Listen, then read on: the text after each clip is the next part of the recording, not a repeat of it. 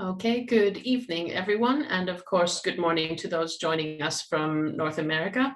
My name's Anni Westman, and I have the pleasure of welcoming you all on behalf of Film Tampere, Business Oulu, the City of Helsinki, and my organization, Audiovisual Producers Finland, to the fourth installment in our XYZ Films Masterclass series.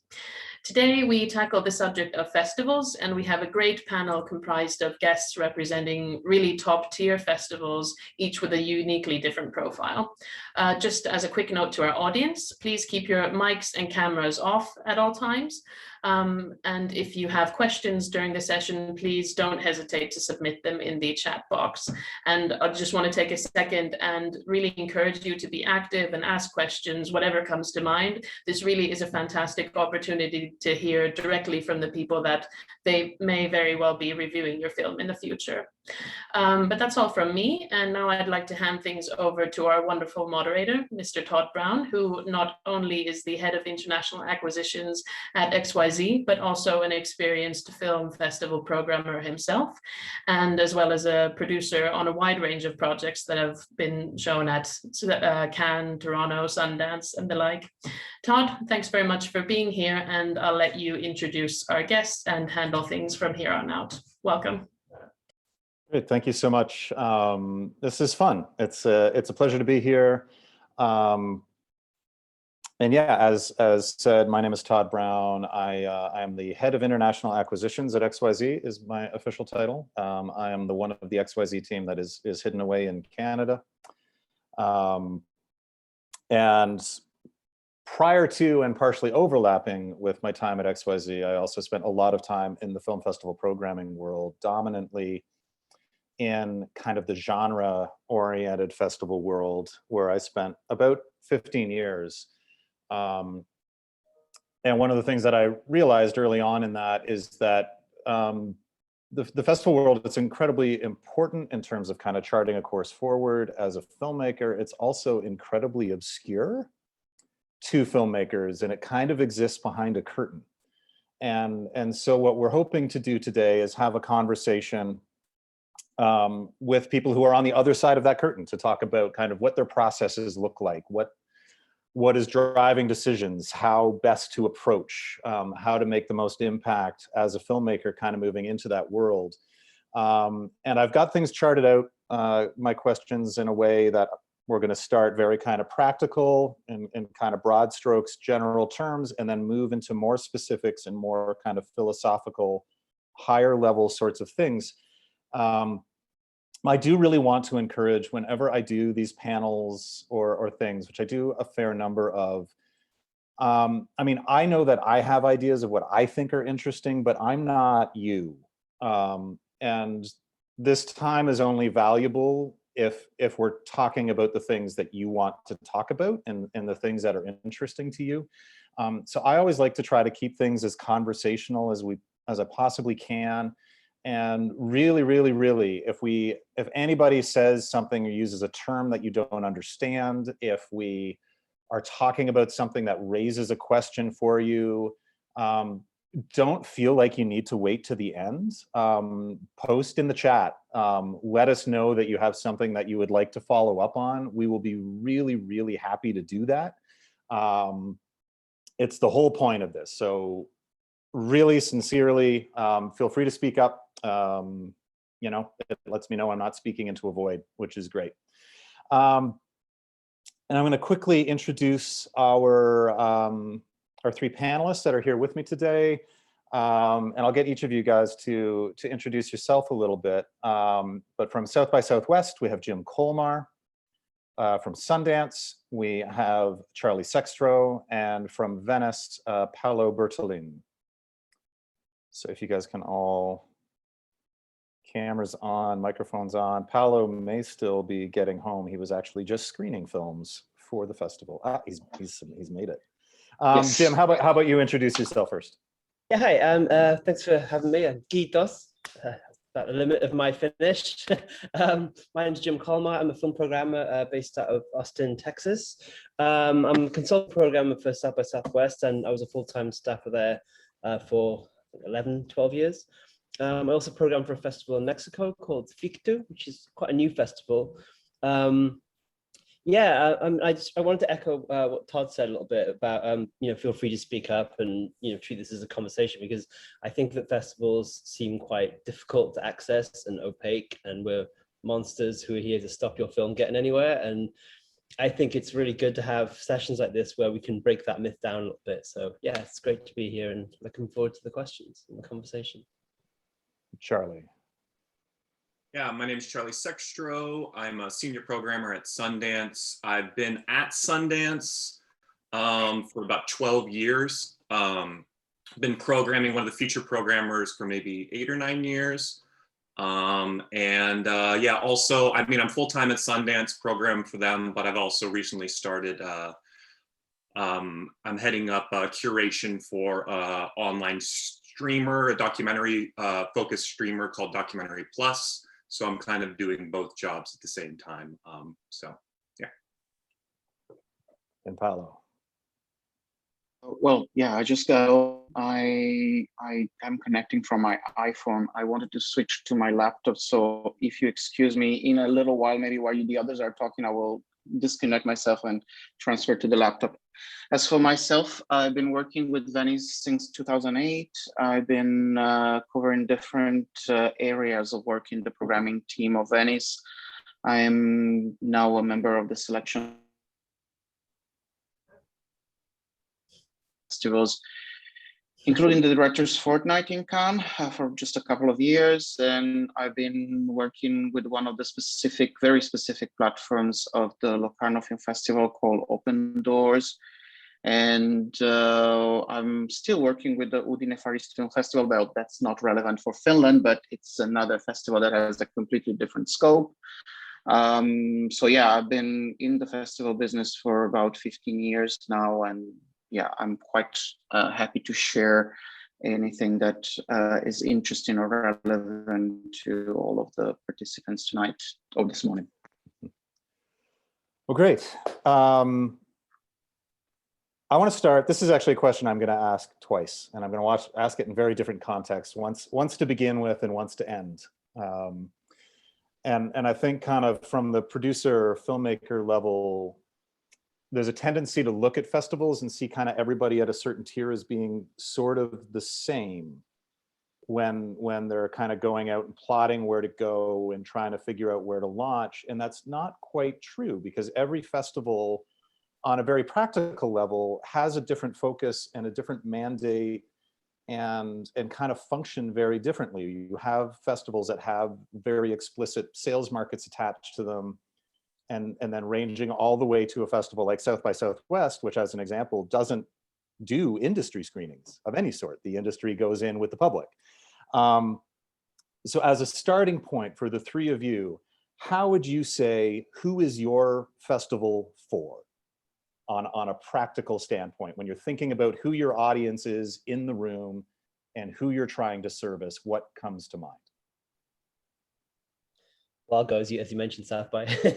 I think so. Yes, you're right. There are no official industry screenings at South by, and that is a really important thing for filmmakers to know, because there's this idea that you have to really like hustle and work to get your film seen.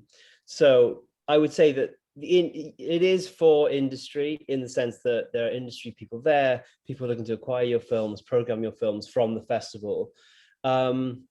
But there is also a broader approach where we have press, industry, and the public in the same screenings at the same time.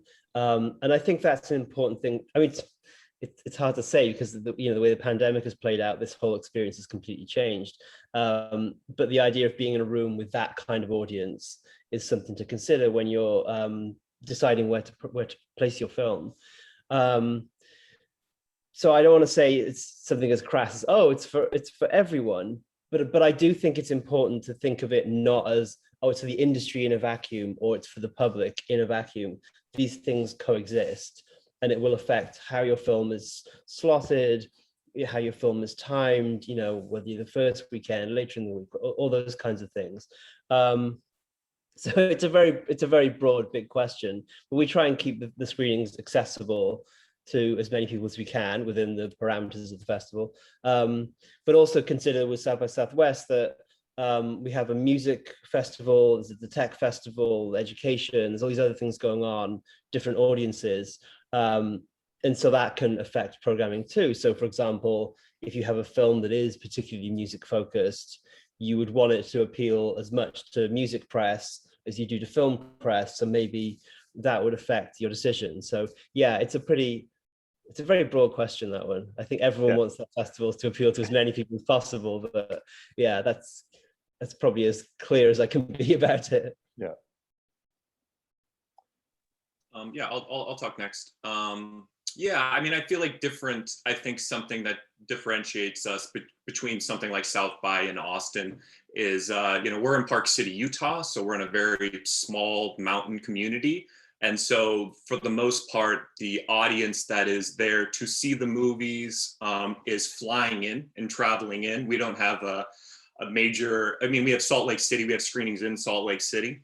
But we don't have a major city to be polling, or Toronto, Venice, where they're polling in audience from the general public. In general, our audience are all coming in to flying and specifically traveling to attend these screenings. So I think there is more of an industry focus just in that, and like who actually is in those screenings, who's at the first screenings for stuff or through the whole festival, is people really who work within the industry, different aspects of it, whether it's buyers or managers, agents, reps, everything, or just creative executives, all traveling there to kind of get a first glimpse at talent. So yeah, I feel like that is definitely a core of the audience. We've been able to grow that, which is an exciting thing for us in kind of embracing a hybrid version of the festival.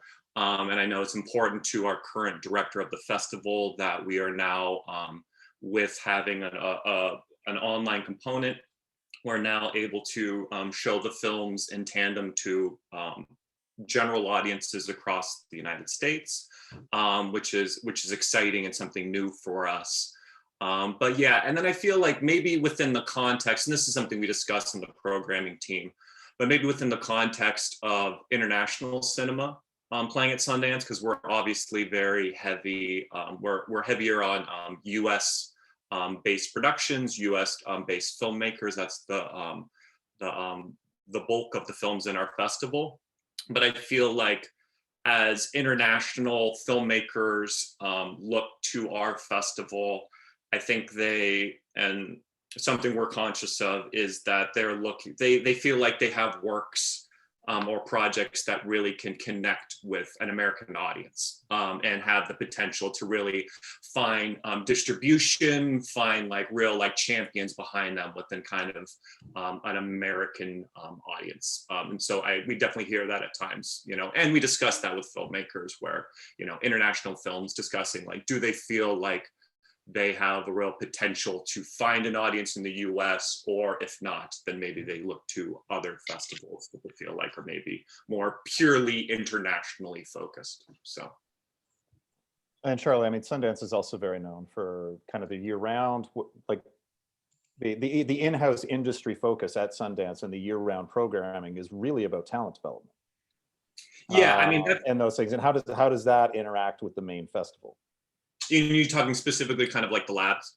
Yeah, you've got the screenwriting labs, you've got programs like Catalyst. It's a lot of kind of driving young talent, young projects forward. Totally. That's I mean, yeah, totally looking away from the audience and thinking more so about what kind of what kind of artists are kind of associated with Sundance is the kind of the bread and butter, the real focus, and what people know us for, and is discovery of new talent. So it's that's where we, where you have, your Venice or your Cannes and festivals like that really, their competitions, their main competitions are really highlighting these masters of cinema. Our competitions, say for in general the festival, our competitions all have to be relative newcomers, if not first-time filmmakers earlier in their career.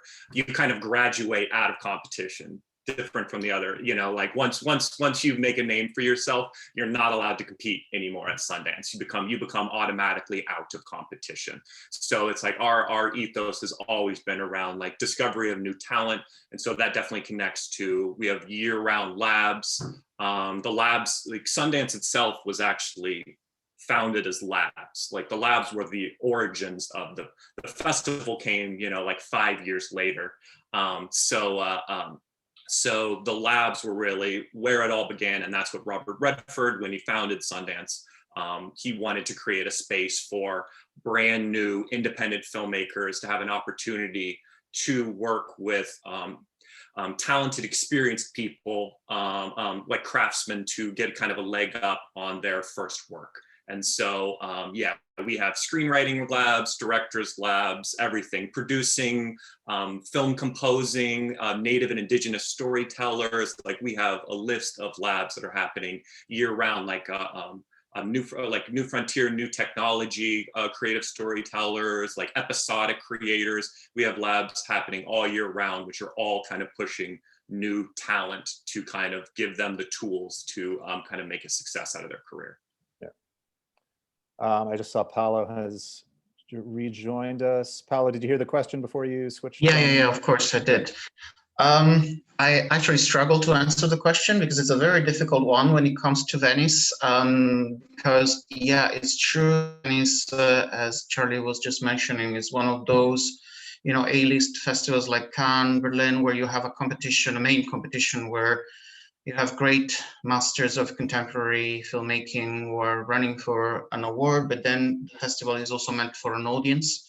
We do have an audience in the festival, and the audience in the festival is mainly composed by two kind of people. On the one side, the local people in Venice, within the specific island of the Lido, which is where I am right now. And then the audience who is coming from all over Italy and from all over Europe as cultural accreditations, and they are the biggest bulk of the audiences in the festival. So when we think of the audience that we want to present our films to, we always think of a dichotomy. On the one hand, very regular kind of audience we have here in the Lido, which could be the same kind of audience you have anywhere else in the world, actually a small town audience, versus the audience of cinephiles who are coming specifically to watch, you know, the great auteur films. So we have to combine these two agendas, providing films that can be palatable to a regular audience and films that have to be, you know, the ones that these cinephiles are waiting for. On the other hand, the festival is also one of the, let's say, main award festivals in the circuit, because the festival awards in Venice are regarded as some of the ones that can trigger some kind of market action for the films, although we then are not a market festival. So this is also the contradiction of Venice, because we do not have a big market structure behind.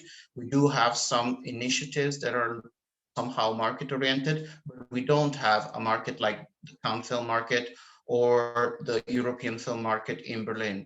So there is a little bit of contradiction, which is also, in terms of programming, what gives Venice a little bit more freedom compared to Cannes and Berlin. Because technically, not having a market, we are not as constrained in terms of trying to see whether the films are market driven, if they are, you know, commercially viable, and sometimes we can have a little bit more courage in making certain choices. Now, I don't see this happening all the time, but sometimes we do have this kind of freedom. And then, of course, because of the fact that, you know, we are trying to combine these two agendas. On the one side, the different audiences that we are catering to, and the other side, the fact that this is a festival that has some kind of connection with a global market.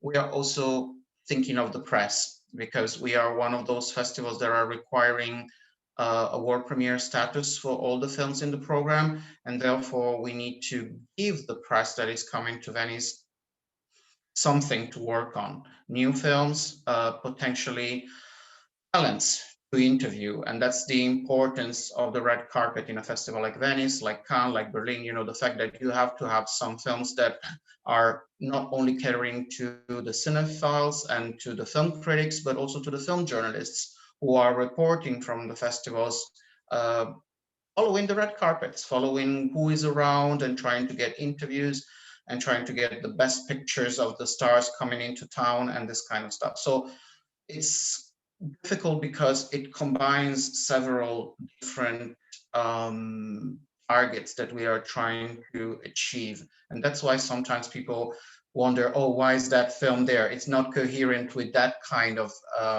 agenda, but it's because maybe we have another one to follow. So it's the kind of dilemma you have when you're programming a generalist festival. One is trying to cater to so many different sections of the industry and of the public, and that's why it feels sometimes like it's like a maze, like difficult to understand why this film is here and this other film is there, because of these sometimes conflicting reasons that are working together when you are composing the program. I hope this answers that. Yeah. I hope this answers the question. Well, I want to ask Paolo, just for you in particular, one quick follow-up. Because your experience working, I mean, you know, you're a fortnight in Cannes, well, also at Venice at the same time for a little while, doing things that are kind of the high end of the art house spectrum of the festivals, and there's a certain, I'm not sure if it's best to say it's a presumption or a pressure on filmmakers, but people look at festival tiers as though they're almost markers, like objective markers of quality. But at the same time, you're working at a festival like Udine, which, for people who don't know it, the entire programming ethos of Udine is to look at the films of Asia, and they're programming the films that are the most popular, successful commercial films in their country of origin. So typically a lot of movies that don't play the art house festivals at all, but are hugely popular and very, very high quality in their own right, on their own terms. And that's part of why I asked the question of, like, what is a movie, like, who is your audience for? Who is the festival for? Because it's not always about quality, it's about fit. I think the point you're raising is very important, especially for filmmakers who are submitting their films to festivals. And it's very much related to this presumption that, okay, my film should first go to the main, biggest festivals, and then I try with a smaller one. I feel like one has to really think of what target your film is aiming at, and be able, as a producer or as a filmmaker, recognize where your film stands in a way that matches the best festival that it could go to. Because sometimes there are mismatches. Sometimes there are films that get into Cannes or into Venice and they don't work, and they don't have the success they could have had if they had been somewhere else where maybe they would have found a better placement in terms of the kind of profile of festival that they respond to. I don't want to get into the specifics of this, in particular in terms of very different kind of festivals that we have these days in the world. And sometimes I feel that a festival like South by Southwest can do for a film much better than Cannes or Venice, depending on the film itself. And sometimes it's a matter of really recognizing where the film stands, where the profile of the film can fit better. But then there is also another important point that I feel very close to myself, being someone who has worked for different kind of festivals. What is interesting for festivals like Cannes, Venice, or Sundance, festivals that are more, let's say, broad in terms of the programming they are presenting, is that we all need to be very open-minded and try to absorb stuff that is coming from the different components of what cinema is today. And what I found interesting in recent years compared to, let's say, 20 years ago, is the fact that exactly that kind of cinema that you mentioned, the mainstream Asian films, or in general, genre cinema, has found a little bit more space even in the top tier festivals. And some films that have been, very successful out of these festivals, maybe 20 years ago would have been specifically limited to that kind of festivals.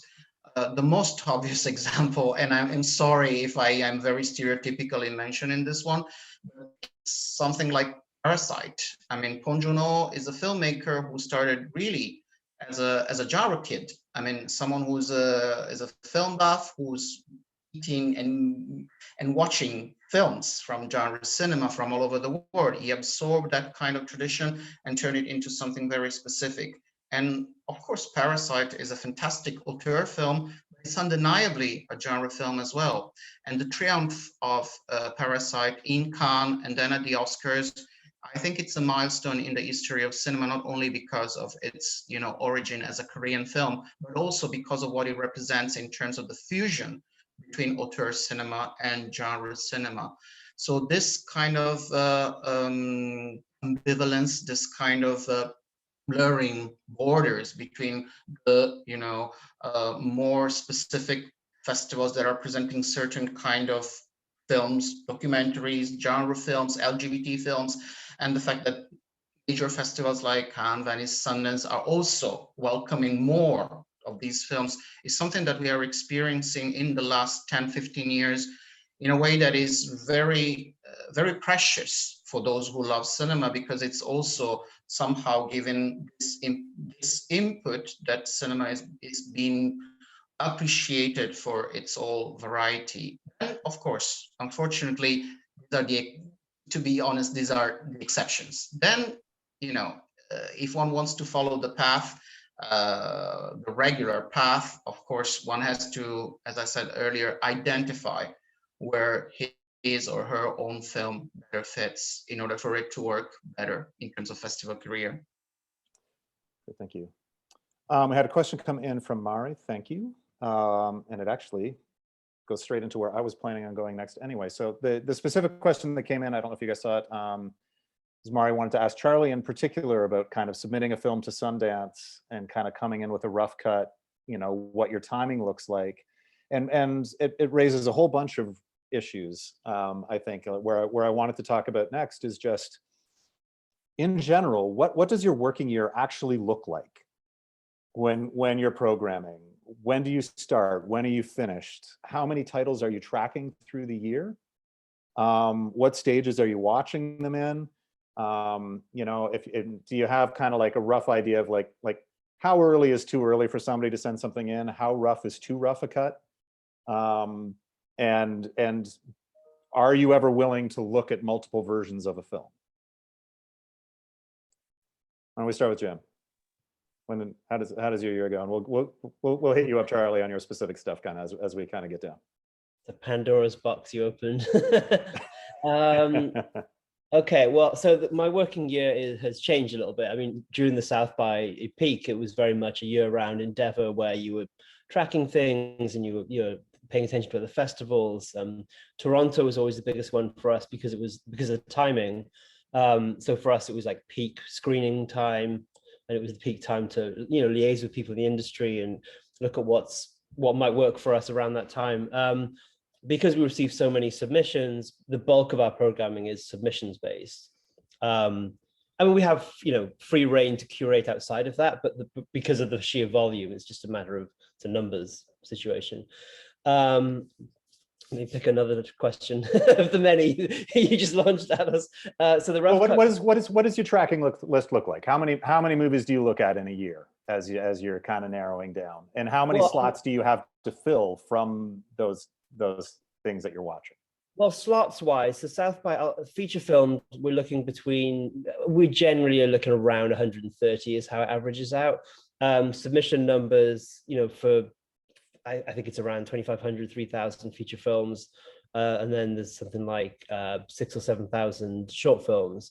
And then outside of that, I mean, I guess I would watch around 600 for South by over the course of a year.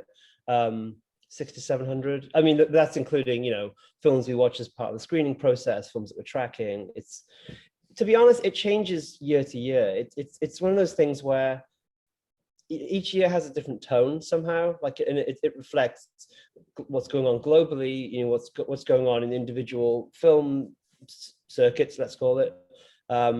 Because we're predominantly basing our program around English language, US titles primarily, that's going to affect things too. I find it hard to give an exact number for this kind of thing, to be perfectly honest.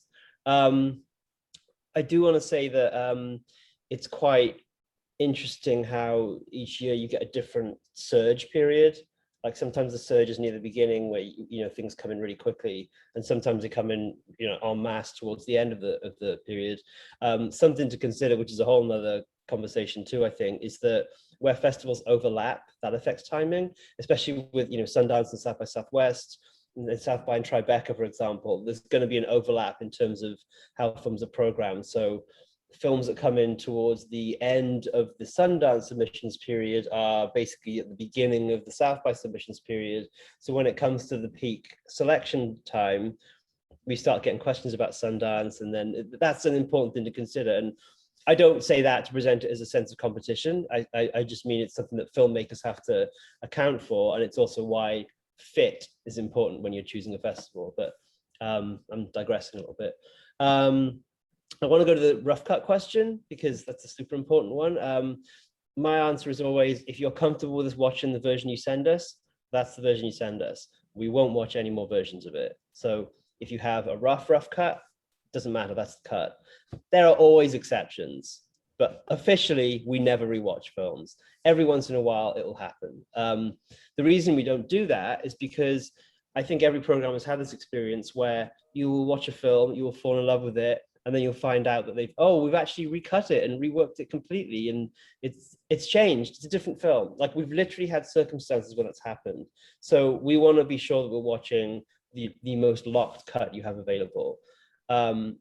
It's not so important if there's a sound mix issue or if there's grading still to be done, titles, all that kind of thing. And I'm aware that our audience maybe have some very these are really important basic questions that need to be answered. As long as your film is structurally intact, that's what we want to see.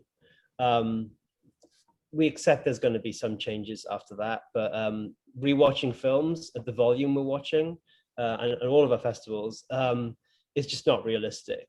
But I'd be lying if I said it's never happened. But if you think if you're not comfortable with watching it, it's probably not ready for us to see it yet. Is my clearest answer. Charlie, do you want to answer some of the specifics of Mari's question there? Like, just as an example, when somebody submits and registers the movie, that deadline is in August. Does the submission cut need to be in that submission, or can they hold it back a little bit? If so, who do they need to reach out to? Do you need to get kind of a special permission for that? How should they approach that if they know, okay, we're going to be ready for Sundance, but if you can give me 2 weeks after the submission period, it's going to just be a lot better than if I send it to you right now. Yeah, I think that our submission deadline is somewhere in September. So I'll just say that first. I don't believe it's mid-August. That might be one of the submission deadlines, but I think the final one is more in September. But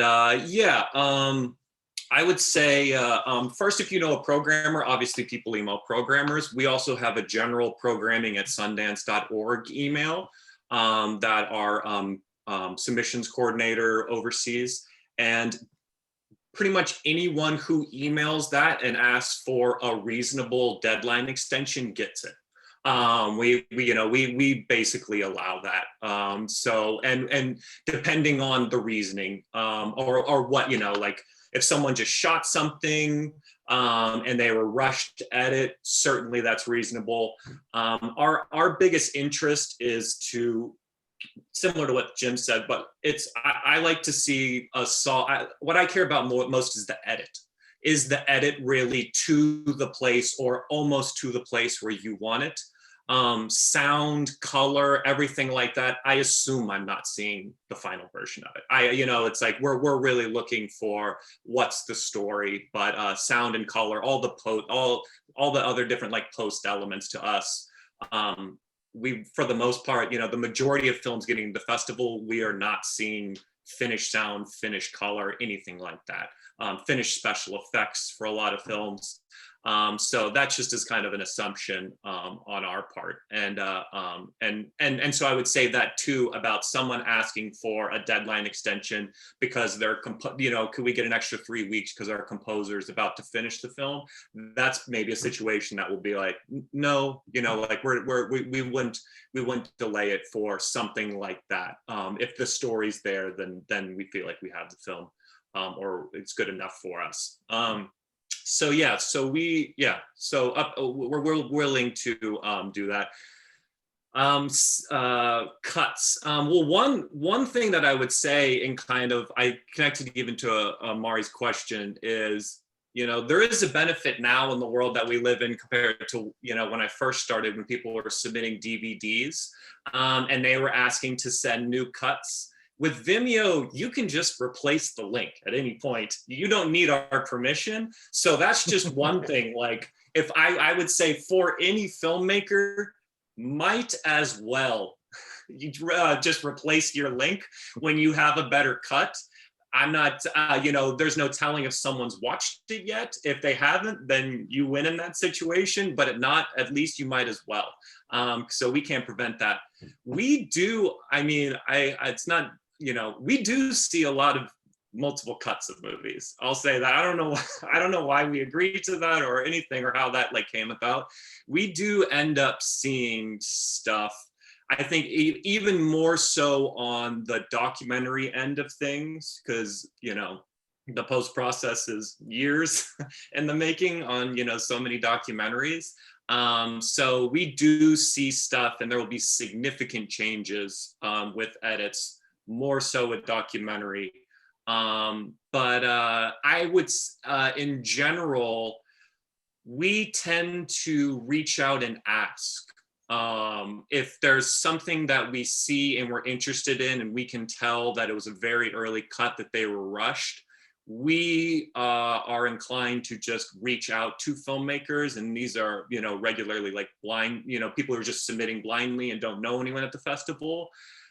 We will reach out and ask, what is the state of the cut that you sent us? Try and get some information from the filmmakers, and if it seems like significant work has been done since then, we will oftentimes ask to see a new cut, just to watch it, and one team member might watch it or check it out to see if it feels dramatically different.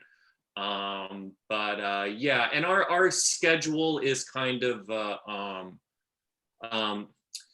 we spend the year, we have a team of around 12 programmers. And so we really spend the year attending, mostly focused on international filmmakers and kind of outreach to international filmmakers, because in the US, a lot of films are just, American productions are basing their production schedule, their editing and everything around Sundance submissions. So we don't feel like we need to do tons of outreach to a kind of American filmmakers, but we are, actively trying to, prove our worth and our value to international filmmakers, and connect with them to kind of show them that there were a potential place or a potential home for them. And so year round, we're attending markets, festivals, works in progress, pitch fest, everything. Basically every week there's a programmer doing something to do outreach. So that's kind of the year, is just everyone's constantly across the world. It's so much better in a virtual space now too, because we are just, again, maybe two programmers every week are now involved with something, doing outreach, meeting filmmakers internationally. We have a big glut kind of coming up right now, connected to films that are now finishing, that are thinking about fall festivals like Venice and Toronto, and Telluride and San Sebastian, that are finishing, and we are seeing some films now as they are submitting to those festivals. So we have our first kind of bump in watching happens June, July, while those decisions are being made. And then things kind of slow down, and we'll make some early decisions on films. We typically invite maybe, 10, 15 films by the end of July for our, January program. And then, oh yeah, and our submissions number, it's somewhere around, on the feature side, we have around 5,000 submissions. And the normal, a couple of years ago, physical festival, we would play around 120 feature films. So 5,000 for 120. This past year we did 70. We're going to do more than that this year, but it'll still be under 100, I think, films. The impossible thing at Sundance is getting a short film into the festival. This past year, I think we had around somewhere around like 12,000 submissions for short films, and they played like 70. So since I've been Sundance for 12 years, our features have stayed around the same numbers, both documentary, international, US, kind of within those sections. We've stayed a similar, maybe within a range of like 100. That's as much as it's changed. The short films, it's more every single year. It's like 100, 200 more short films every single year. So when I started, it was maybe around 8,000 submissions, and now it's up to like, 12, 13,000 submissions. So that just gets more and more and more. And the numbers we're playing stays about the same on the short film side. So things kind of died down after the fall. Festivals have made their decisions. And then starting in kind of post Toronto, September, we really kind of get deep into discussing titles, and that goes from the end of September till the middle of November. And we are just, watching stuff nonstop. And then we make the bulk of then, based on the early decisions, there's the stuff in the summer, and then we don't really make decisions until middle of November. And then we kind of invite everything in bulk, like the second week of November. And that's when they start emailing South by. Yeah, exactly. How about you, Paolo? What does your year look like? Well, first of all, I would like to say that I think in recent years, this job of programming has become a year-round job. Because when I started working for Venice in 2008, it was not as intense as it is right now, exactly because of the proliferation of this kind of market initiatives that are presenting projects and work in progress. It's something that Charlie already mentioned, but I think it has become very relevant for programmers in leading festivals these days, because now it's not only about watching the films when they come to you, it's really about tracking them down, following the projects, trying to follow the filmmakers from the moment when they are coming up with a new project and identifying the ones that maybe are more interesting to you for one reason or another. And then attending these work in progress sessions where you can already identify how a film looks like.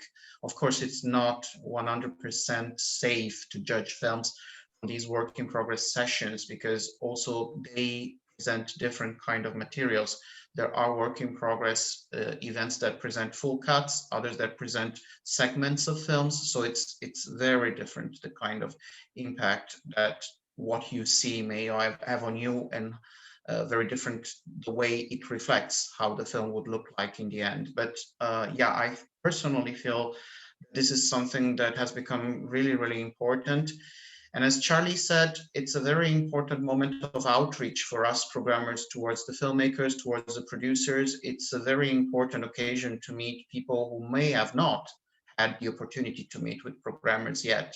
So this is also something that I tell producers and filmmakers: when you present your films at these kind of initiatives, please feel free to reach out to the programmers of the festivals that are attending, especially because if it is let's say a regional forum, then the person who's coming from that festival at that forum is the person who will follow up the entries from that region. So it's more relevant for you to connect with that person and then follow up your submission. That person may be the one who will eventually watch your film anyway, and will be the one who can give you some kind of feedback, because sometimes you just get a rejection letter, you know, this kind of usual issue that you have with the festivals, that you get a rejection letter, you don't know maybe what was the real feeling that the film gave to those who watched it. But anyway, so this is something that I feel it's extremely important. At the same time, I felt this 2020-2021 season has been a little bit peculiar for us in terms of the calendar. We started working probably a little bit earlier than usual because there was so much that was left unfinished from 2020. I don't want to get too much into detail, but I can say that we first invited a film for the 2021 edition in December 2020, which is very unusual. Usually we would start, let's say, February, March of the same year. But this year, because we started earlier, we started inviting films already in December, January. So we are actually a little bit more advanced than usual. Usually we would close the program in mid-July, although our deadline for submission is usually in early June or mid-June. And this is also to tell filmmakers in regard to the issue of registration versus submission, that as Charlie said, festivals usually allow for extensions in respect to the deadlines that you have published on the websites. And usually I tell filmmakers, well, try to consider that deadline as a deadline for registration. Please register your film by deadline, complete the bureaucracy, and then you certainly have 2 or 3 more weeks to submit your film if you ask for an extension. Actually, when I was working at the Directors Fortnight is actually one festival that has this prerogative of identifying clearly the deadline for registration and the deadline for submission, saying that you have to register by, let's say, 14th of April, then you have to submit by April 21st. Well, maybe 1 week or 2 weeks more. So it identifies 2 different dates for the bureaucratic part and the actual submission of the preview materials. Regarding the ever complex question of what you can submit, I think both Jim and Charlie already dissected this point very, very thoroughly. Sound mix, color correction are not that important. One point that I would like to underline, which I experienced today because I'm coming out of a session of reviewing, be careful with the music. Because this is something that sometimes people, well, you know, you have temporary music, you want to tell us where you're going to place music, but I don't know, that can be dangerous, especially in terms of choosing the temporary music you're using. Like when you use, you know, very renowned themes from recognizable films, I don't know. I always feel it can be tricky and it can play against the film. It played against the film I watched today. Sorry, I'm just coming out of this experience. So yeah, better be careful, especially with the temp music, especially when you have time. Like if you know that you have a little bit more time, maybe it's better to submit something that is a little bit more advanced. And in that sense, I totally agree with the issue of, you know, having a picture lock, but making sure that the version you present is something you feel confident about. If you don't feel confident, if you feel it's still at risk for one reason or another, it's better wait. It's better to wait, especially if you have a contact with someone in the team. And then the infamous question of repeated viewings. Again, I had an email from today from a filmmaker asking me if I had seen the second version he sent of the film. I still haven't replied. I will reply to him, no, because I saw the earlier version with 30 minutes more. I'm not going to watch the second version. I sent it to my other colleagues. My other colleagues will watch it. I cannot watch. I gave him advice to cut because it's too long. Then he realized he could cut. He sent a new version, which I recommended to my colleagues. But me, I'm not going to watch it again because I don't have time. We have too many films to watch. I like the film. I recommended it to my colleagues, but I myself cannot watch 2 hours plus film for a second time during the busy days of the selection. So please be understanding. I tell the filmmakers, please be understanding, because you have your own film. care for. So you have to care for your film the most and send it in the best way possible, in the most carefully presented way. But we, on the other side, we have hundreds of films to take care of and hundreds of filmmakers that are writing to us, asking us, have you seen the film? What do you think? And so we have to watch the films, reply to the emails. We cannot really afford repeated viewings. Of course, there are exceptions, but maybe those exceptions are the ones that our artistic directors tell, you have to watch this again. And me, out of my own choice, maybe I don't do it because I have a pile of films, virtual pile of films to watch. I don't remember if there are other points No, that that's are, great. yeah.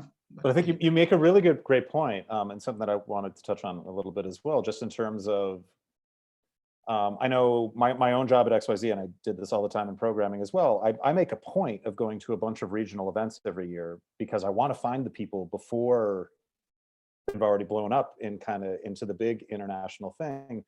And a point I make to filmmakers all the time is that everybody who does this job, like everybody in the programming world, without fail, they do it because they love to find the new things and they love to bring it to audiences and love to champion those new things. And it's never an imposition for a young talent to come up and introduce themselves, ever. And I think it's also just strategically really smart to be looking at programming books and programming notes at the different festivals. And it's like, well, who's writing the notes for the films that I like? And like, as a fellow filmmaker, and the films that I feel like I live within, because those are probably the people that I need to know. And everybody kind of has their own process in the way that they like to be approached or not to be approached, or what sort of materials they will and won't look at. Like I know when we were working on The Raid, as an example, like we clearly knew we wanted to be in the midnight program in Toronto because that's where you launch an international martial arts movie. You know, they launched Tony Jaa, they brought Donnie Yen back into the mainstream. It's just, that was the spot. But we had a problem because our post timeline was so tight to their deadlines. And that particular programmer, the previous guy at Midnight, not the current guy, he pretty outspokenly and openly would tell people, I don't watch promos and I don't watch reels because I don't want a minute and a half of the best stuff to create an expectation of a film. I need to actually see a cut. But knowing that let us figure out, okay, well, how are we actually going to approach this? But like, we were able to figure that out because we'd spent time with him and we knew what his tastes are and we knew what his process is. And everybody's got a different one. And every festival has got a different one. And quickly, before we jump onto some other things, just kind of for the three of you each, super fast, do you directly select slots yourself, or are you part of a panel that selects slots? Because that answer changes quite a lot more than I think people realize, event to event. I want to start because I want to connect to what you're talking about with trailers and stuff like that. I feel like I don't watch trailers and promos and stuff like that for the most part. I mean, maybe if it's work in progress or something like that, but if someone's going to be submitting me a movie in a month or 2 months or so, and I'm being sent a trailer, and that's more kind of selfishly, like as like a cinephile, and very selfishly for my job. The joy of my job is that I get to see stuff first. And I get to see stuff that has not been ruined. I haven't even seen a poster. I don't know what, I love going into stuff blind. I don't know what the costuming looks like. I don't know what anything, it was best too when it was just linked, or like a DVD that was just handed to me to a title. And I don't know what I'm about to experience, and I get to put it on, and then I fall in love with it. And so when someone's like, hey, I want to show you like the trailer of my thing, it's like, I'm already going to watch this movie. The last thing I want to do is have it ruined before I watch it. Like, I want to watch this thing. I want to fall in love with this thing, just like as a blind date. And so like, I always kind of, if I know I'm going to watch it, I always, I never would watch something like that, because that's the joy, that's the selfish joy of my job, is that I get to watch something without it being ruined by anyone. And so, yeah. And then your question was about, wait, what was your question about? Sorry. Do you directly fill your slots yourself? Oh, yeah. Like, do you have sole control over slots that you're filling, or are you part of a panel or a committee that is doing that? Yeah, so Sundance, we have I think somewhat a unique kind of design. So we have about, like I mentioned, we have about 12 people who program the feature length projects and episodic projects. Short films are a completely different team. So we each have like our core of what we kind of specialize in. So I started off at Sundance as a programmer specifically for this section called Next and the Midnight section. And that was kind of like, I was the first one ever to just be the kind of a focus programmer on Next and Midnight. And so those are still like a focus of mine, and US fiction feature films. Those are the things that I watch the most of, and kind of I watched almost all the submissions connected with those. But then we have other core teams. There's a world cinema team. There's a documentary team. There's a New Frontier team that's like experimental work. And everyone is busy watching all their submissions that we then present to the full team. So I have a say of in every film in the festival if I want to. I can fight for documentaries. I can fight for whatever is important to me or I'm passionate about. And so our kind of design is once September hits, we start weekly discussion list meetings. And so each core team, the US fiction team, the world fiction team, the documentary team are each picking selects. While we're still going through submissions, we have weekly selects. So say it's like 30 films that we're all as a team going to discuss every single week, a selection from each kind of section of the festival. And that happens every single week, where we all sit in a room for 9 hours and we'll talk through 30 films weekly. And then we spend the next 4 days kind of creating the selection for the next week within our core teams. So we all have say in every film in the festival. And I would say with similar in some ways to what Charlie said, but I think when South by, when we were all in offices, it was a little different because it was a lot more fluid, and there you could very much you would get excited about something, you would grab each other and have a meeting and look at the board, discuss what's in play. So we don't divide things super cleanly in that way at South by. We're a much smaller programming team. I program an international section, so that's my section, so to speak, and I'm also kind of the de facto international programmer for the rest of the program. I mean, we don't define it that way. And I'm also lead on documentary features, but that's very much a collaborative thing. And whenever there's a personnel change, these things shift around too. So we're quite fluid, and we don't, even though you can make assumptions about who's programming what, we don't really define it in very clean terms. So apart from the fact I program that one international section, I'm not the documentary programmer, so it's very collaborative. What will tend to happen is the person who's handling the submissions will often funnel things towards a certain person. So when I say I'm de facto international programmer, I just tend to watch the bulk of the international submissions. So like most of the Finnish films, in fact, that have screened at South by have come through me. Like Fucking with Nobody was one this year, which I think was also at Venice actually. So that was one that was, one of the titles that I programmed, but we tend not to be territorial about it. It's all very kind of amorphous most of the time. And I actually see it changing because of the way that things have shifted over the pandemic, because we're not all together all the time. So it does affect things in a different way. But yeah, if it's from another country, it's probably going to go through me. How would you see it changing, or what just meaning? Well, so first of all, who knows if we're going to go back to the office in a regular way, the way we were before. I mean, everyone's talking here about working remotely, and that has I see a lot of positives. I mean, I think it has the potential to really tamp down a lot of the stress, because people in a room in a stressed out situation will amp up stress levels. And that's not something I think any of us really want to return to. but you do lose a bit of the creative dynamism that comes into play when you're just all really jazzed up and excited about these films that are in front of you. Like there are going to be fewer occasions when we're all standing in front of a scheduling board, moving things around and, you know, looking at things together. So I think a lot of it depends on what the physical office experience looks like and how travel is going to be affected. I mean, you know, who knows what Cannes is going to look like this year in the middle of summer season, you know, and a lot of people won't be able to go. So I mean this in a very broad sense, but I think we're still in this transitional period, and the whole planet is not aligned.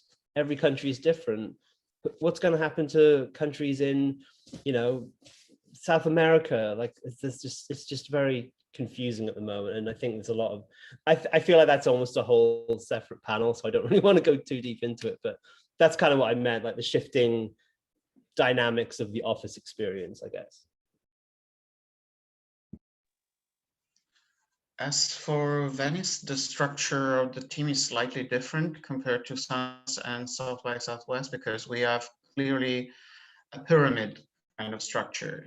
You have at the top of the pyramid the artistic director, who is actually the person who ultimately has the power to take decisions. At lower levels, there are different people who have the power to reject films. But ultimately, the only one who can invite films is the artistic director. So let's say that there are people who are covering certain parts of the world because there are consultants who are specifically in charge of certain regions, and these people are supposed to cover as much as possible the films from those regions, and they can pre-select certain films from those regions to be seen by the whole committee, because we have a smaller board of people who are watching films together with the artistic director, and who are then together with the director discussing and deciding which films make it to the lineup. So it's different degrees, and as I said, many have the power to reject, but only one has the power to take the decision of inviting a film, and ultimately it is the artistic director who puts his signature on the program of the competition, Orizzonti competition, out of competition, and the Venice Classic sidebar. This is how it works for the official selection of Venice. Yeah, this is how it works. On the other hand, I also wanted to comment on what Jim just said. I also felt that, strangely enough, the opportunity of working remotely was not so bad, actually, because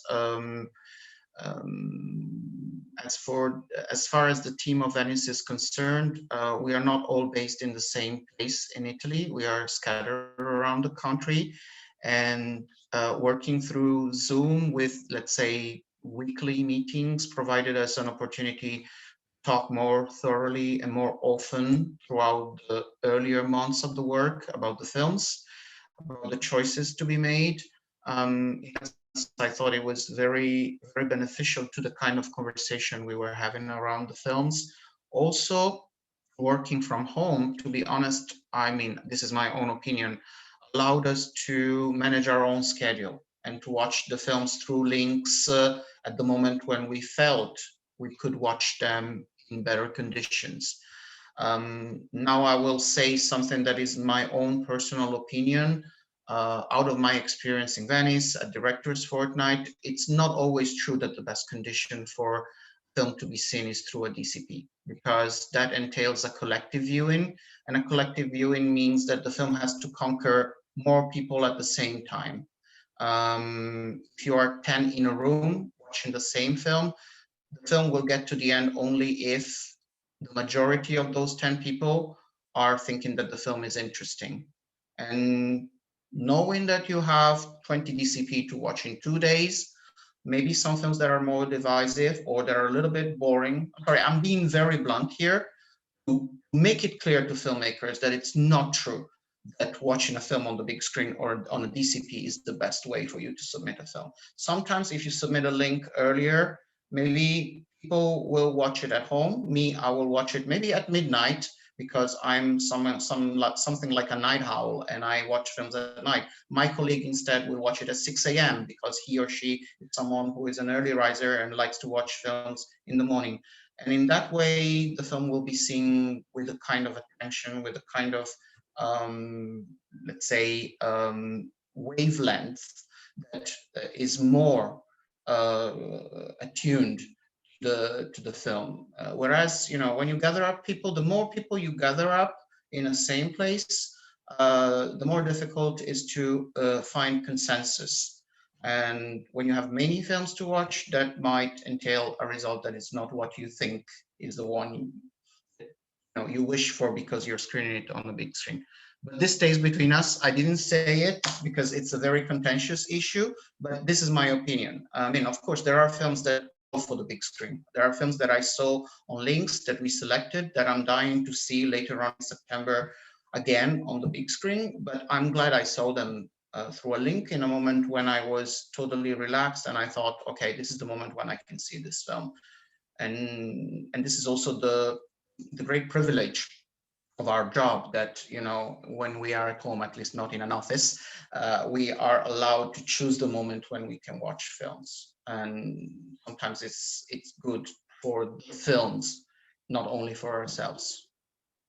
Yeah, I absolutely 100% agree with that point. And I also, a thing that I always thought about when we were regularly having screening days where we would watch 4 or 5 movies back to back to back, and you'd be very exhausted by that 5th movie stuck in the same chair, is, like I already mentioned too, is that so many of the films, the majority of stuff that we're seeing is not done. It's not complete. There's no, the color's not good, the sound's not good. So I always thought it was very funny and strange that filmmakers felt it was so important to show it to us, their incomplete film, in a screening room, when you are like, it's just magnifying how incomplete it is. It's like, this is not the theatrical experience. It's the film is not to that place yet. So forcing it as big as possible could actually make it more, it makes it more awkward, or it doesn't play. It's just not the final product, which is what you want to be seeing in theater.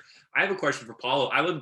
I would love to hear a little bit more about the artistic director. What is the relationship between like you and the artistic director in, say, arguing for a film that they're not convinced about? Like, how does that kind of play out? Well, that's tough. That's a struggle. And I can tell you that I've had this kind of experiences with 2 different directors here in Venice, because I worked under 2 directors during the years. Earlier there was Marco Müller, now there is Alberto Albarbera. And I had the same experience at Kenzen with Paolo Moretti, and even with the smaller festivals, even in Udine with Sabrina Dear Todd, sometimes I argue for films and I cannot convince her. So it's like that. It's like that with all artistic directors. Basically, they have their own view, their own opinion on films. Sometimes the most interesting part, I guess, Charlie, is when there is a divisive film. Because usually it's a collective view when the committee is watching films together, and you have films that maybe only a few people like, and then the majority doesn't like, and then the opinion of the artistic director is what is really making the difference. Sometimes the artistic director may actually side with the minority. Is always very interesting. Sometimes he would side with the majority, so he's also part of this kind of conversation. But yeah, the specific question was about arguing with the director on a film that he or she is not convinced. To be honest, I feel it's very hard, because you know very well that he or she is the one who has the final say. But I do, every year, I guess there is one case, and you have to be strategic. You have to concentrate your effort on one, because if you start thinking, okay, I like this one, I like this other one, I like this other one that he doesn't like, how can I do? No, I try to focus on one, and I have to pick the fight that you can win. Yeah, exactly. And your bullets wisely. I think each and every one of us has to pick his or her own fight that he really feels for, and unfortunately for the other fights, because there are other films you may like, but then you are in this really tricky position that you are fighting for one film. And then I'm sorry for the other filmmakers, but there's nothing more that I can do. I can do one per year, maybe, out of these, more complicated situations. And I can say something really silly. Every summer around this time, maybe a little bit later, every summer in July, I post on my Facebook, "Brave Hearts Never Surrender." And when I do that, it's because I'm fighting for a specific film. So people know that at that moment, I am not surrendering about a specific film. Sometimes it works. Let's say one year it works, the other year it doesn't. So it's always like that. You have to cope also with the defeat. I'm going to interrupt you for Jim. What can you get a film in that, say, like Janet hates? Oh yeah, I love doing that. I love it when that happens. Yeah. Well, I think this is one of those things where it comes down to, like, how well do you work with your colleagues? I think over the years we've butted heads on certain films, and sometimes they get in, sometimes they don't. I'm not going to tell you what the film is, but I have a particular film in mind where I was really determined to get it in, and it eventually did get in. But we actually had a really heated conversation about it, and it was pretty intense, and it resonated for a little while. And I'm glad the film got it in. I stand behind it, but the follow-up film was not so good. And so you could make the case that I was wrong to see what that person was trying to do. I still stand behind that original film, but it is funny when that happens. But it was one of those things where I couldn't have. It's important to clarify this. I couldn't have invited it without her sign off. Like she wouldn't have had. I wouldn't have been able to go to that filmmaker and say, let's do it, you're in, without having Janet, give it her blessing. So she had to actually say, okay, I hate this film, but I trust you and I respect you, so we're going to go ahead and do this. And that, to be honest, is 99% of the time, that's what happens. And I think when a film is that divisive, you have to respect that. Like you have to respect the fact that maybe the audience is going to take it the same way. There's so many examples of this happening, and sometimes it's just, I don't love this film, but I think it's a brilliant film for us. We should absolutely show this. And that's another kind of argument you can have about a film that we don't necessarily love ourselves, but we see that it's right, that it's here. This is the place for it. And it deserves to be recognized as such. And when that happens, like, we're all compromising, and that's complicated too. But yeah, I want to come back to that as kind of the last thing. When I come back to the who is the festival for question, that is part of what I want to go to. But super quickly before we go there, Paolo, we had one question in from somebody watching. Is it possible to still get something submitted and considered to Venice this year, or are you past the point of no return? Well, actually, yes, it's still possible because the deadline was 3 days ago.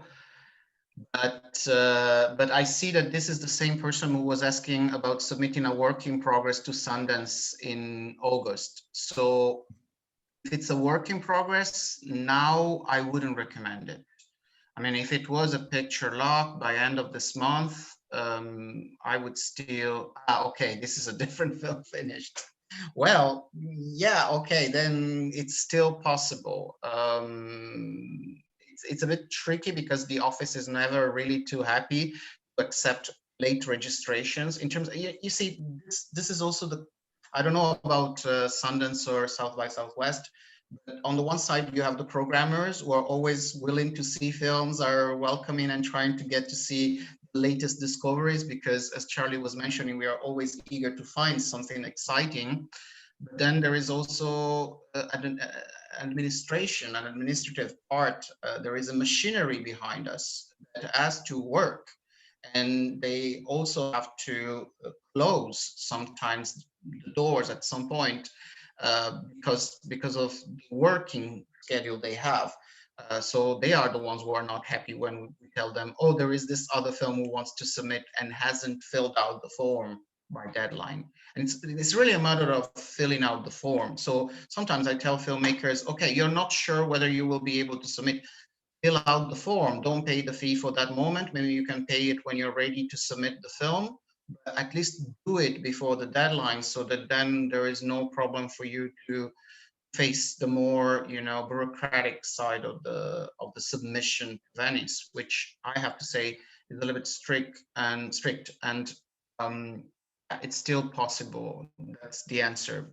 But try not to submit 20 films after the registration deadline, or rather register after the registration deadline. Gonna jump a little bit because I'm just aware of the time. I do want to talk about how the role of festivals is changing, how we've been impacted by the last year and a half. Looking at the group that we have here, I mean, South by Southwest was the first major event to be wiped out by COVID, and to lose a year. Venice was the first event to find some sort of way of kind of existing physically in COVID. Sundance has already taken a public stance that they are going to continue to integrate some of the digital tools that they've used. And I think this is a huge topic, and it's something that could take days and weeks to really properly dissect. So I'm just really looking at impressions here and kind of gut level reactions, how you feel like this year has impacted things. But industry-wide, it feels like COVID has really accelerated a bunch of tendencies that were already happening, and both in terms of how we make films, how we distribute them, how we sell them, how audiences find them.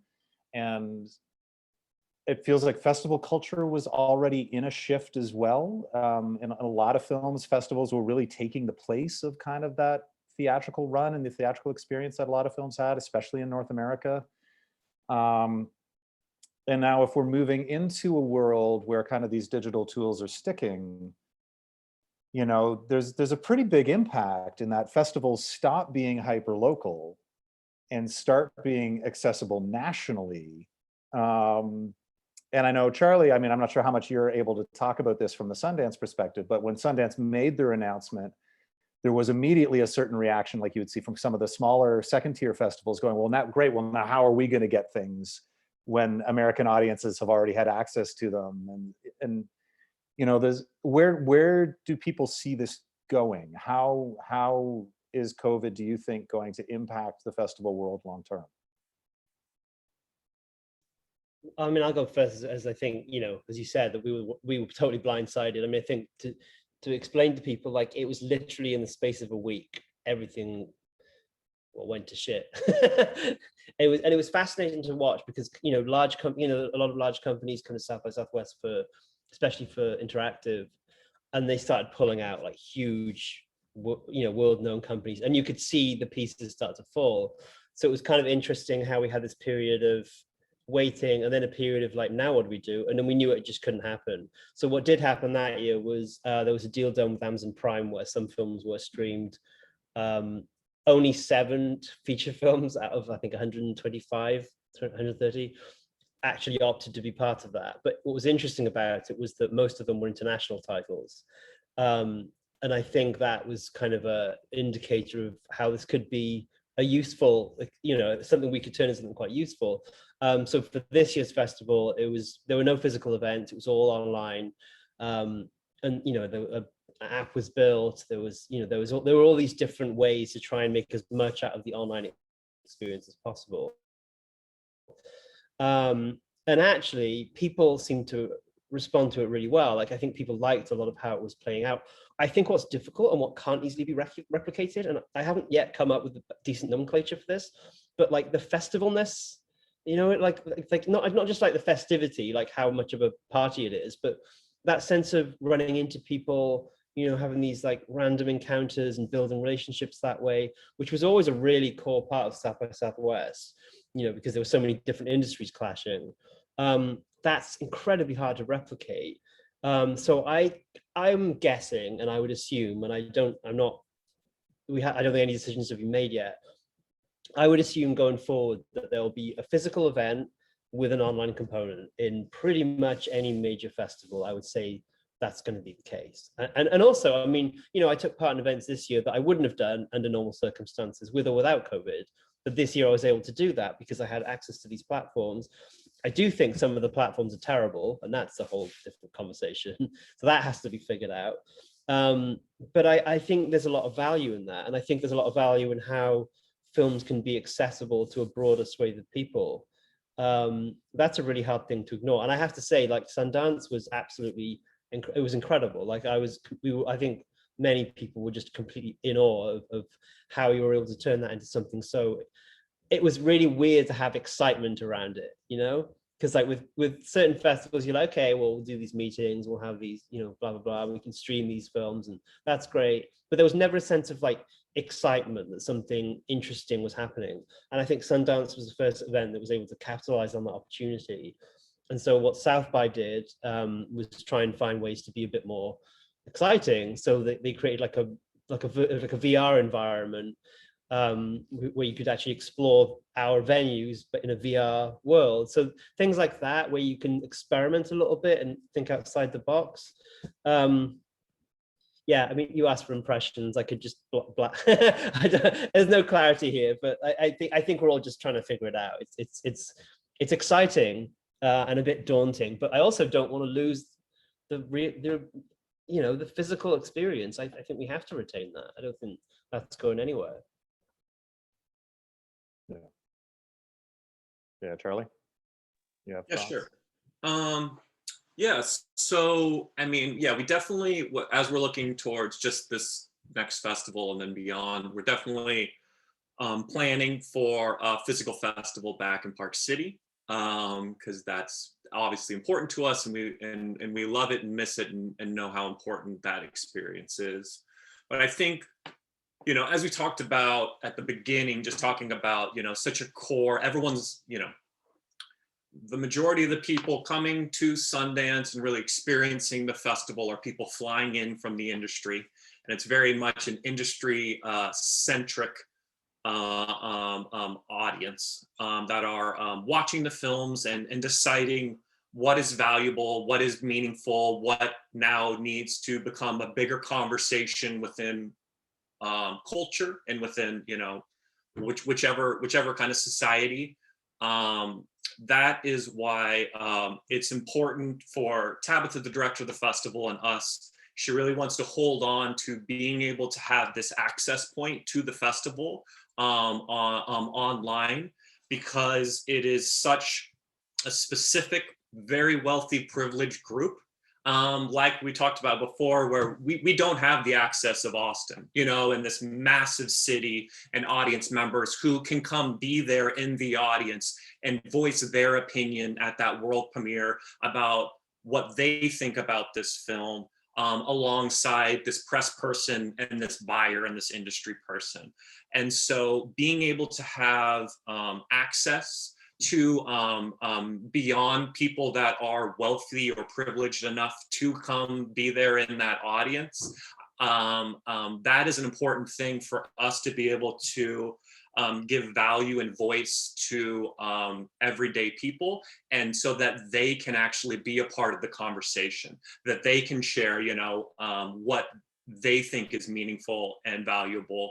And it just allows us to have such a more inclusive audience, kind of giving their voice to these films entering the marketplace. So I know that's why, you know, we love it. That's always been a big, even just personally, a thing for me, that being at Sundance is, I love that we're kind of on top of this mountain, and, you know, these opinions about these films are kind of echoing down to the rest of North America and beyond, about getting excited about these films. But it's a very specific person that gets to be up there to voice their opinion, and being able to just, you know, add some kind of democratizing element to who gets to say and what, and to be able to, yeah, who gets to say of what's important, what's meaningful, and what's valuable. So we are going to hold on to that. But yeah, no, I agree. Like, I think it's also, it's, you know, it was one thing doing it this past year, within everyone in lockdown and people just, you know, needing some sort of outlets. Things are going to have to evolve and change going forward as the world is opening up and opened up, about what an effect that has on regional festivals, you know, other communities and stuff like that. And I think Sundance will always, you know, will always be open to having that conversation. And, you know, we're not trying to hurt anyone, or we're not trying to, you know, we're not trying to stubbornly do things. I think with that conversation, and it'll just be an evolution, and it'll be a constant conversation of, you know, what is meaningful and how can we like actually help change things and not just, you know, just serve ourselves. So Paolo? Well, first of all, going back to 2020, I have to say that if I look back at what we did last year, it felt really like crazy. There were moments when Alberto and the whole team, we were wondering, will it work in the end? At the beginning, there was a lot of uncertainty because we couldn't predict what was going to happen. I have to say, I have to give credit to the machinery behind us, the Biennale. The Biennale is the bigger institution behind the festival. It's the main cultural foundation in the country that is also overseeing the Biennale of Arts and Biennale of Architecture. And the effort that the staff of the Biennale, the managing team put into making it happen was quite amazing. And I have to say, even with a little bit of irony, it was quite great, and it solved problems that are now going to be solved that way forever, I guess, because one of the things that we had to cope with was the fact that we needed to get rid of lines of the queues in front of the theaters in order to make sure that there were not gathering of people. And so what we did was to introduce an online reservation system connected to the festival badges that would allow the accredited critics, journalists, and festival goers and audiences who were buying tickets to have an assigned seat. And I know it sounds silly, but that was not implemented until last year. And now Cannes will do the same this year. We've been coping with these long lines forever in Venice and Cannes, and you just needed to book your own seat.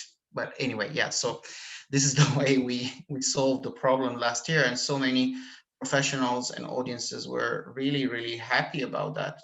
They were also, I mean, jokes aside, they were also very happy and positive about the fact that Venice was one of the first events where they could meet again in presence, in real life. And it felt really heartwarming to meet the people who were coming and had the opportunity to travel to the festival and be there. I felt it was a really beautiful experience in the time of COVID for me on a real personal level. In terms of what the festival did, I need to connect with what Charlie was saying earlier about the fact that there are changes that have been introduced and that will stay and that are relevant not only for the festival itself, but for the general space of festivals, for the general space of cinema within a country, like for instance, Italy. Because there is one thing that people don't know that much, but actually Venice has been having a hybrid form since 2012. We introduced online screenings of certain sections of the festival already in 2012. In 2020, this was slightly expanded in the sense that usually in the past we were programming online some films of the Orizzonti section plus the Biennale College films. Last year, the offer included also some films from the Venice Days and Critics Week sidebars. And usually we partner with one platform here in Italy, which is mymovies.it, which is the main portal for movie entertainment and information. and then for the international with festival scope. But the impact of mymovies.it is much, much stronger. It's always been much stronger. And last year, the numbers they had for these online screenings were 3-4 times the usual. Of course, because many people didn't travel to the festival. As you probably know, we had 50% occupancy in the theaters. We could only fit in half of the usual audiences. So some people didn't come to Venice, but then we had 3 or 4 times the audience that we usually have online for those segments of the program that we offer online. And I think that was extremely interesting because as we dealt with maybe with other festivals, that allowed people from the whole country to access the films, to view the films that otherwise only people in Venice would see. And to me, this is extremely important, and it's extremely encouraging in the sense that it proves that there is an audience for those films, because there is a lot of skepticism here in Italy about, you know, the survival of art house cinema. Obviously, this is the kind of niche that Venice caters the most. And knowing that the internet can reach the different corners of a country, like it does in the case of these films, one can see that there is an audience, and maybe this audience has also increased thanks to the fact that people were left at home. But obviously, I felt that it was important that we realize, and as festival people, and I and other colleagues have realized it again and again through the following months, because other festivals in Italy, other, you know, specific festivals, I mean, Udine, of course, but then other, you know, niche festivals like sci-fi festivals on Eastern European films, they all went online, and they all realized that they could have a nationwide audience for the same films, with people paying the tickets or for subscriptions packages to watch the films, which now everyone is thinking of renewing, even if they go back to in real life presentations.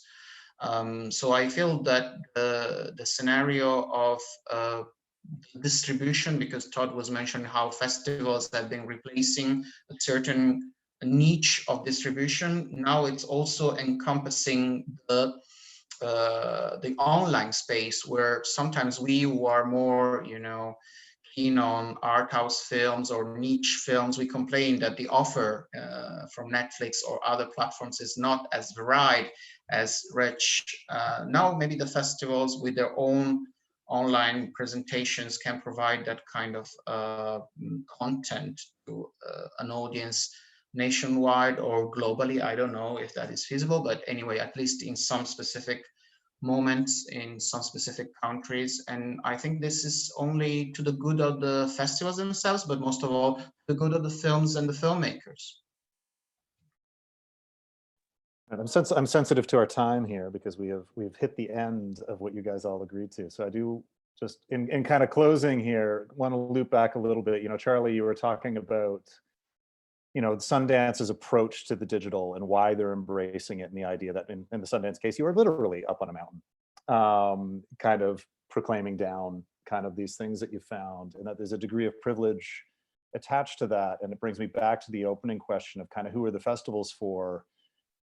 And historically, they've been for the white upper classes, and people of a very particular social tier that are kind of the cultural gatekeepers. And we're facing a moment where I think there's a very vigorous conversation happening. I think there's pretty clear dividing lines being drawn up on which side people are falling on. But the role of festivals and art institutions in a world that's really grappling with kind of colonial history, with kind of issues like BLM in North America,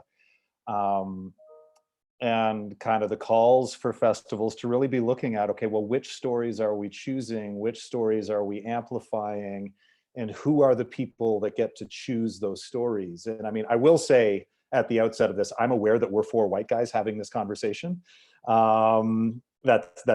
It's a thing that happened. It was not the goal. but there is that real conversation happening, and it feels it's a little bit striking to me that when you look at kind of how that conversation is going, you know, there's a bit of a North America and Europe divide happening, in that all of Sundance, South by, Tribeca, and Toronto have been at or near gender parity for like the last 3 years. Where the European festivals still seem to be a lot more resistant to the idea of even having the conversation that this needs to be addressed. And I mean, again, this is another thing that we can't dive into in super detail here, but I just, you know, what are people's impressions? What is the role of a festival in terms of, are we here to lead culture or to reflect it?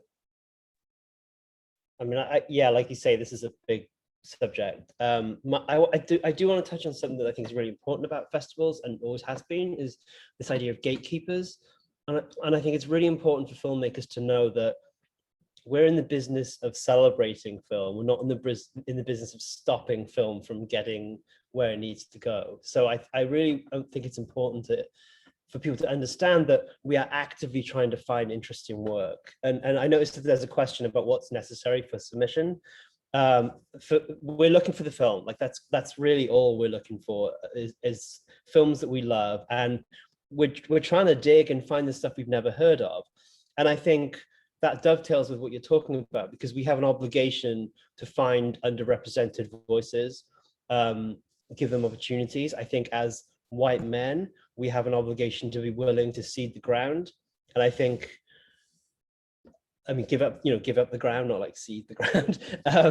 And I think that going forward, hiring practices are going to have to change. That's one of the only ways we're ever going to really change this, I think. In terms of finding the film zone, how we can celebrate that, I mean, one example I can give is that we had a Dominican film this year that was the first time we'd ever shown one, which, you know, Dominican film has a strong history. There's some great films coming out of the region. I know Sundance has shown a bunch of Dominican films. But now Dominican filmmakers know that they potentially have an opportunity at a festival like South by where they wouldn't have done before. So we need to work on that. And we can't, it's going to take time, but at the same time, we have to be proactive and aggressive about finding those opportunities. Because my thing has always been, if we're really looking for, you know, edgy work and new talent, like we're always saying we do, and, you know, what haven't we seen before? What's exciting?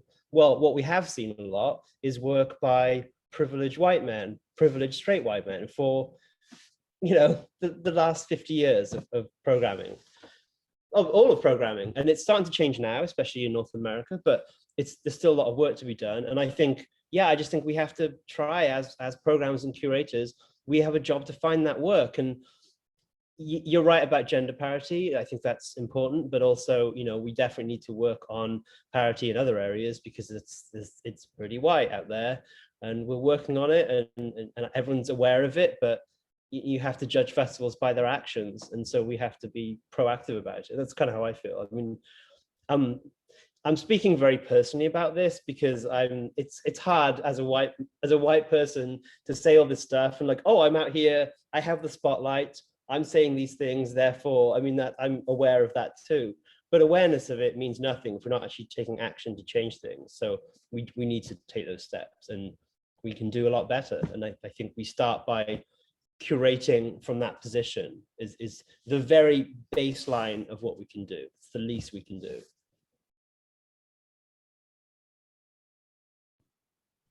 I'll go. Yeah, I mean, yeah, Sundance as a whole, like we talked about, the labs and everything that Sundance kind of encompasses, including the festival. We as an organization are constantly looking at ourselves and kind of looking both internally and kind of what are impediments to filmmakers, to audiences, to press, to industry that are maybe even built into the structures that we've created. And we're trying to chip away, and we're trying to evolve, and we're trying to change. And that's been ever since I've been at Sundance for the past 12 years. It's a constant topic of conversation within the Institute, and trying to look how we could be, what we always say, a thought leader, and kind of change. And so it is definitely our desire to evolve and to be something completely different than we were, 10, 15, 20 years ago. And so, yeah, we are looking, whether it's, like I said, whether it's what our audience is, who gets a say and what's meaningful, important, when it comes to press and what press are being able to access our festival and what say that they get into kind of championing work, and the filmmakers, both through the labs and who's given the opportunity to make and create stuff, and then who's given the opportunity to showcase at the festival. It is something that is, very much at the forefront of what Sundance wants to be kind of exploring and kind of, changing and looking for ways to not kind of rely on our pedigree in the past and our place, but to kind of take advantage of it and to see kind of what change can happen for the future. So, it's definitely an important thing for us. I don't know what to say beyond that, but we're examining it from, we try to examine it from, as an institute, we literally have maybe every few months or so, we have full institute discussions of every kind of thing. We have people come in to kind of advise and talk to us through, and so that we can kind of self-examine the systems that we kind of support and encourage. Well, I'm coming from a totally different background and a totally different situation, because of course the issue of diversity in terms of a society in Italy is very much different than North America. We are not a diverse society. We have issues also in dealing with gender. Our parliament is not passing a law against hatred against LGBT people these days. So can you imagine? So this is our landscape in terms of culture, in terms of politics and stuff. But regarding the issue of diversity, and Venice has been at the center of some controversy in recent years, because for a couple of years, we only had maybe 1 year, I think 2018, we had only one film by a woman in the main competition, and the next year only 2. By the way, in both years, the only one in 2018 and then one of the 2 in 2019 were from Australia. I'm the one in charge of Australia. So I can say where those films came from, but I can say also that they are coming from a country that is doing a lot of positive discrimination. In countries like the Nordic countries, like Finland, we are talking to a Finnish audience, or like Australia or like Canada, countries where you have institutions that are supporting cinema. In recent years, there has been a huge push to support diversity. And I don't know if I'm wrong on this. Allow me to say it. I'm seeing also films from indigenous filmmakers from Canada. So Canada is supporting directly through a system. Canada officially opened an indigenous stream within Telefilm for funding, I want to say 2 years ago, maybe 3 years ago now. It's in that time frame. And then, I'm working with Australia, so I see this. I'm working with New Zealand, I see this. And then I'm working with India. And just by sheer coincidence, I have the list of Indian submissions to Venice down here. India is a country that doesn't have a system of public support to cinema. And this list I have in front of me, I was just looking at it before of answering this question. I have 33 entries, 2 are by women. So when you intersect these 2 factors, a problem arises. The problem of representation also in terms of geographic diversity. Because if you want to reach a parity and equality between films by women and men, then you're going, sorry if I mentioned this, but I'm seeing it because I'm working with these countries. I would always favor Australia. I would always favor New Zealand, because I'm also trying to find good films. I have to, factoring the quality of the film and whether these films are made by women or men. And what happens with me, with the countries I work with, is that if I need women, I have to go to Australian films, or maybe, Finnish films, Swedish films, and then India is dead because it's only men. Indonesia is dead, it's only men. And what can I do? What can we do about this? The glass ceiling that someone was mentioning is maybe higher in some countries that then risk to be entirely discriminated when programming festivals. So the problem is multi-factor. Sorry, I cannot find the English word. I want to bring up this thing because we always look at it from the privileged point of view of white people, white women as well. And I'm a white LGBT person, so I'm also, someone who is very conscious about gender. But I also urge people to consider the fact that there are other countries where the situation is much, much worse. And those countries are the ones who are paying the price more if we start doing this kind of positive discrimination. I would love to have a film by a woman filmmaker from India. Cannes has one, by the way. The only Indian film by a woman in Cannes this year is a fantastic documentary by a woman filmmaker. This is fabulous, but this is an incredible coincidence and an incredible instance. It's possible, it's feasible, it was probably a choice.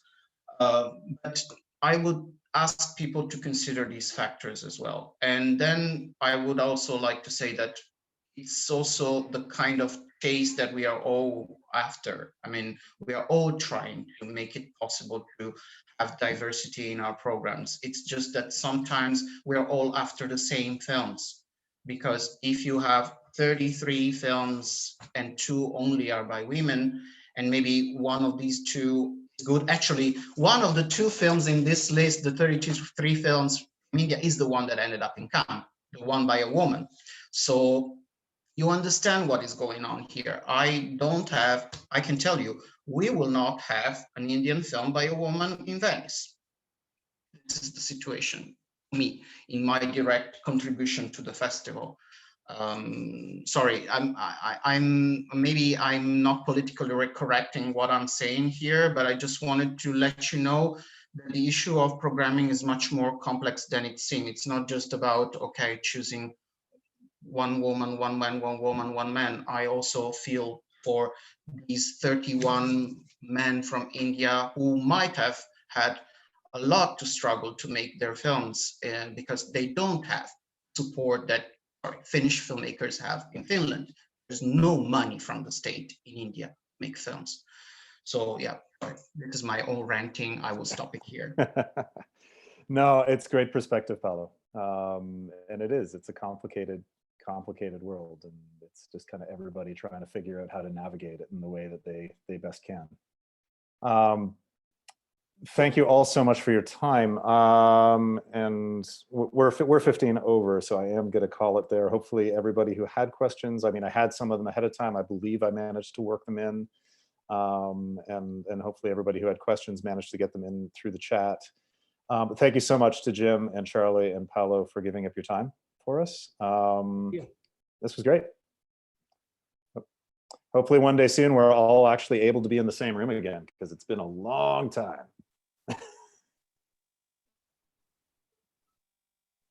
Awesome. Bye, everyone.